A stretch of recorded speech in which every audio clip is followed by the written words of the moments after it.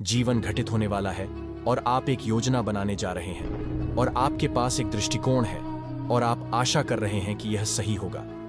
लेकिन जीवन में अक्सर ऐसा होता है कि चीजें जल जाती हैं और चीजें गलत दिशा में चली जाती हैं और यह वह क्षण है जब आपको अपनी प्रतिक्रिया चुननी होगी। क्या आपके पास कोई विकल्प है? क्या आपकी प्रतिक्रिया सही है या क्या आपकी प्रतिक्रिया गलत है? हम में से कुछ लोग प्रलोभित थे, मैं बस करूंगा, यहां लेट जाओ और ये मेरे ऊपर से गुजर जाएगा। मैं तुम्हें बता रहा हूं कि तुम हमेशा एक दुष्चक्र में रहोगे। तुम्हें उठना होगा। तुम में से कुछ को प्रकाश ने नष्ट कर दिया है और तुम उठे और खून देखा। उसने जीवन में कभी कभी मुझे मारा था। वापस मारना होगा। अपने दर्द को रिसाइकल करें, इससे कुछ प्राप्त करें।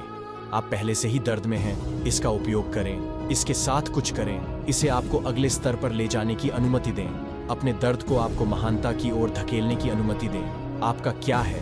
आपको क्यों चाहिए? आपको क्यों चाहिए? क्योंकि आवश्यकता है। क्योंकि कुछ दिनों में आप कहेंगे कि मैं उठना नहीं चाहता, लेकिन आप कहेंगे कि मैं खुद को प्रेरित करूंगा। उठो।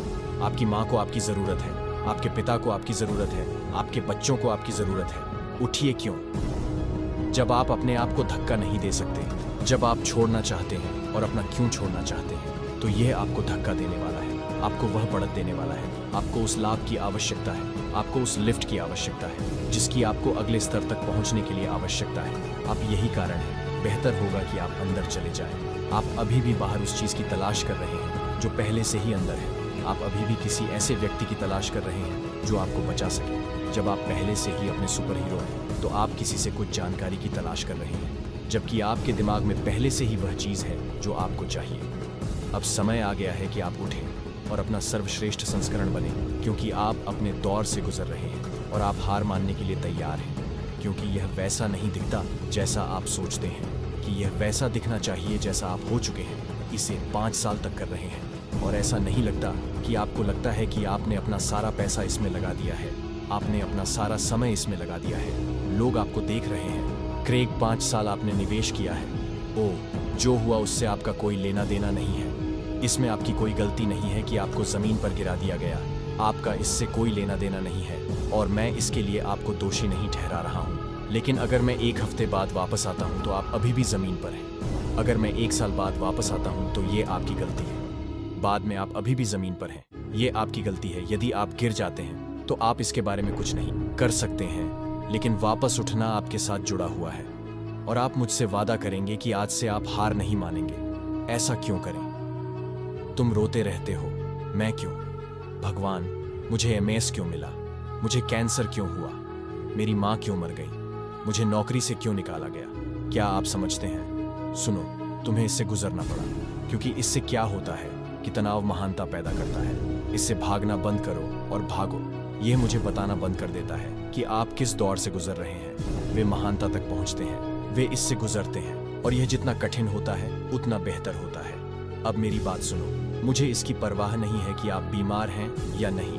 मुझे इसकी परवाह नहीं है कि आप किस दौर से गुजर रहे हैं। यदि आप मरे नहीं हैं तो वह अभी भी आपके साथ नहीं है। जब तक आप जाग रहे हैं तब तक आप खेल में हैं। जब तक आप जीवित हैं आप तब तक ऐसा कर सकते हैं। जब तक आपकी नासिका में सांस चल रही है आप अभी भी खेल में हैं। आप अब भी जीत सकते हैं। अब अपना हौसला बढ़ाइए। मुझे अब इसके बारे में सोचने की जरूरत नहीं है। आप बहुत अधिक सोच रहे हैं, आप बहुत अधिक विश्लेषण कर रहे हैं, आप अपने बारे में बात कर रहे हैं।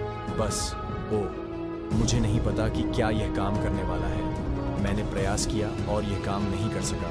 मुझे बस आपको आगे बढ़ते रहने की आवश्यकता है। मुझे आपके मन में यह निश्चय करने की आवश्यकता है कि आप केवल एक ही तरीके से हार सकते हैं। यदि आप छोड़ देते हैं तो मुझे बस आपकी आवश्यकता है कि आप आगे बढ़ते रहें। यदि आपको आगे बढ़ना ही है तो भावुक हो जाइए। यदि आपको इसे बाहर निकालना है तो रोएं, लेकिन रोना समाप्त होने के बाद अपने बट को वापस उठाएं और अपराध पर एक समय सीमा लगाएं। आप कोच कहते हैं, मुझे 30 मिनट चाहिए, इसे न लें। लेकिन जब आप उसे 30 मिनट के बाद वापस आते हैं तो बेहतर होगा कि आप पीस लें, क्योंकि यदि आप ऐसा नहीं करते तो आप जीवन भर उस प्रतिकूल परिस्थिति में फंसे रहेंगे और आप में से कुछ लोग सफल नहीं होंगे। क्योंकि हर बार जब आप किसी परीक्षा में भाग लेते हैं तो हर बार जब आप क्लेश के सामने दौड़ते हैं तो आप रुक जाते हैं और कट जाते हैं। Beast mode. और जो मैं आपको बताने के लिए यहाँ आया हूँ वह ये है कि यदि आप वह बात बताते हैं तो मैं भी आपकी तरह ही यहाँ हूँ और मैं आपसे वादा करता हूँ कि मैं मलबे के बिना नहीं जाऊँगा, मैं उस लक्ष्य के बिना नहीं जाऊँगा। मैं नहीं जाऊंगा।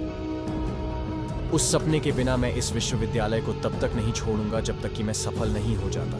मैं यह नौकरी नहीं छोड़ूंगा, मैं इस ग्राहक को नहीं छोड़ूंगा, मैं इस अवसर को तब तक नहीं छोड़ूंगा जब तक मुझे यह नहीं मिल जाता। आप अपने दर्द का क्या करेंगे? क्या आप इसे खुद को तोड़ने देंगे या क्या आप इसे आपको पुनः परिभाषित करने देंगे?